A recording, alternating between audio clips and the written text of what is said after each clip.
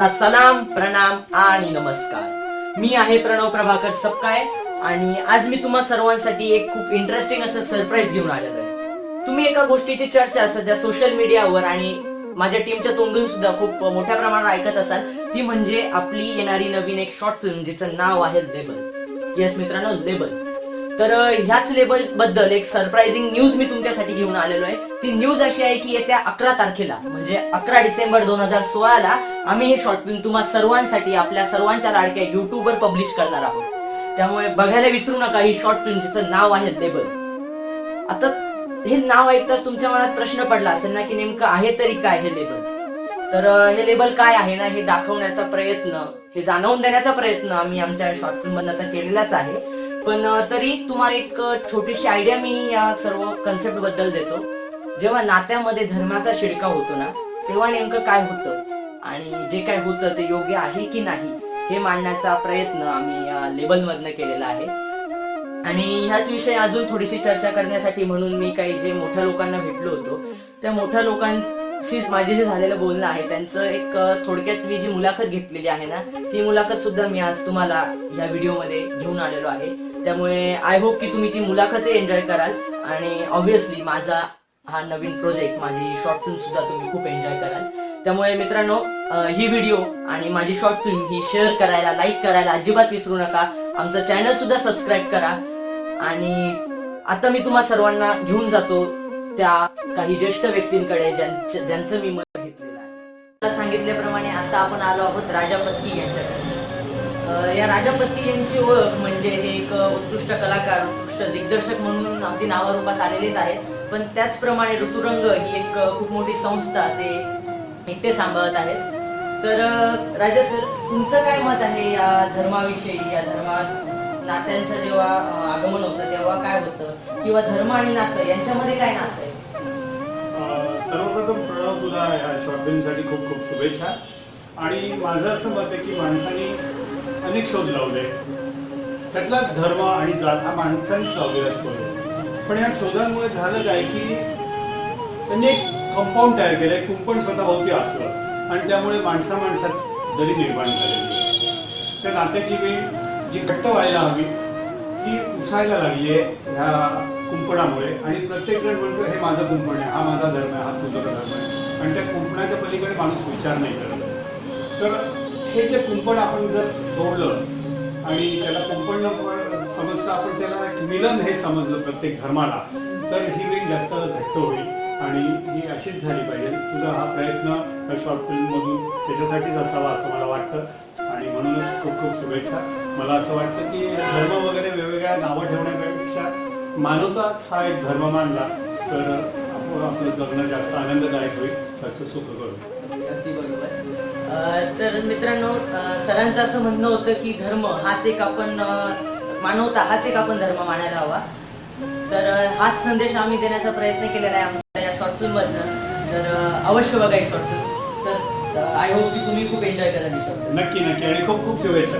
Okay, thank you. तर मित्रांनो, आता आपण आलेलो आहोत झोडगेकर मॅडम यांच्याकडे. ह्या नाशिकमध्ये एक संस्कृत विषय शिकवण्याचं काम करतात. त्याच पद्धतीने विविध नाट्यलेखन करतात संस्कृत भाषेतले. यांचे अनेक नाटकं गाजलेली आहे. तर आता आपण त्यांना विचारूया त्यांचं काय मत आहे या विषयावर. तर मॅडम, तुम्हाला काय वाटतं, धर्म आणि नातं यांच्यामध्ये काय नातं असेल, किंवा धर्म म्हणजे काय आणि नातं म्हणजे काय? तसं पाहिलं तर रोज स्वतंत्र बाजू. धर्म आणि धर्मशास्त्र याचा जर ग्रंथानुसार अभ्यास करायचा झाला तर त्यामध्ये नातं ही संकल्पना येणार नाही. धर्म आज आपण जो म्हणतो आहे तो आपल्याला जन्मानं प्राप्त होतो. हिंदुस्थानचा मूळ धर्म वैदिक धर्म, हिंदुस्थानचा मूळ हिंदू धर्म हा प्राचीन परंपरेपासून आलेला आहे. आणि प्रत्येक राष्ट्राचा, प्रत्येक जन्मभूमीचा एक एक धर्म आहे, तो आपल्या मान्यावर आहे. मग मुस्लिम, पारशी, बौद्ध, जैन अनेक संप्रदाय आज त्या धर्मामध्ये निर्माण झालेले आहेत. आणि आपण ज्या धर्मात जन्माला येतो, भूधारा ती किती धर्म आणि त्या धर्मानुसार ते नीती, नियम, मूल्य आज आपण आत्मसात करतो. परंतु जर 21व्या शतकात धर्माची जर व्याख्या म्हणायची झाली तर मला म्हणजे परंपरेने जे काही आपण करत आलेलं आहे मग मुस्लिम समाज त्यांच्या धर्माचे नीतिनियम पाळत आहे, आपण आपले पाळतोय. हे जरी सगळं असलं तरी पण एक मानवता आहे मोठा. बरं, आणि नात्यांमध्ये धर्माचा शिडकाव झाला तर तेव्हा काय होत असेल तुमच्या मते? म्हणजे ते योग्य आहे का? नात्यांमध्ये धर्माचा शिडकाव करणं योग्य आहे का? एक म्हणजे नातं म्हणजे आई मुलाचं नातं आहे, मित्रमैत्रिणींचं नातं आहे, पती पत्नीचं नातं आहे. मग नातं हे शुद्ध असतं, नातं हे निस्वार्थी असतं असं माझं मत. मग नात्यामध्ये धर्म कसा आहे? हॅलो गाईज, तुम्हाला सांगितल्याप्रमाणे मी आता आलेलो आहे एका तरुणाकडे ज्याचं नाव आहे भरत कुलकर्णी. हा सध्या एका इन्स्टिट्यूटमध्ये शिक्षण घेतोय आणि त्याच सोबत तो इथे एक म्युझिक अकॅडमी चालवतोय.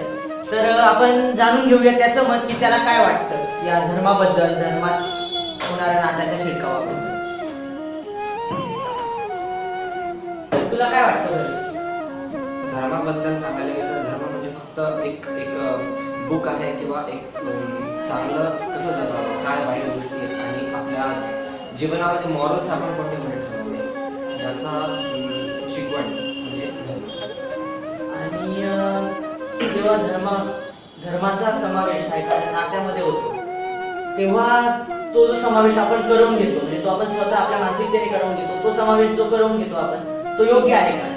नातं म्हणजे जर आपण एखादा पती पत्नीचं नातं घेतलं किंवा एखादा मुला मुलीचं नातं घेतलं आणि त्यांच्यामध्ये जर धर्म वेगवेगळे असतील तर मुद्दा आपण असं पकडतो की आपण फक्त 2 जणांबद्दल विचार करतो, आपण आपल्या फॅमिलीजबद्दल विचार करतो. सो जेव्हा 2 धर्म एकत्र येतात, 2 धर्मांची वेगळी राहणी असते, 2 वेगवेगळ्या धर्मात 2 फॅमिलीजचं एक वेगळं वे ऑफ लिव्हिंग असतं, एक वेगळं कल्चर असतं, ट्रेडिशन असतं. आणि जेव्हा एकत्र येतो, जेव्हा लग्न होतं, लग्नानंतर हे भरपूर असे प्रॉब्लेम्स उद्भवतात की कुठे ना कुठे एका फॅमिलीचा कोण मारा होतो किंवा दुसऱ्या फॅमिलीचं वर्चस्व होतं आणि आपण लहानपणापासून एक कल्चरने जे वाढत गेलो त्यात जेव्हा आपल्याला चेंजेस करावे लागतात तर तो मोस्टली होत नाही. त्यात ते करताना आपल्याला थोडं दडपण येतं किंवा आपण चिडचिडे होतो, आपण सांगतो समोरच्याला की असं करू नये.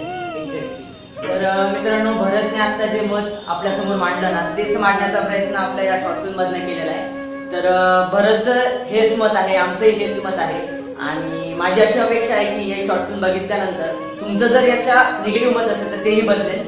आणि आय होप भरत की तू सुद्धा ही फिल्म खूप एन्जॉय करशील. तर बघायला विसरू नका ही शॉर्ट फिल्म. तर मित्रांनो, 11 डिसेंबरला बघायला विसरू नका.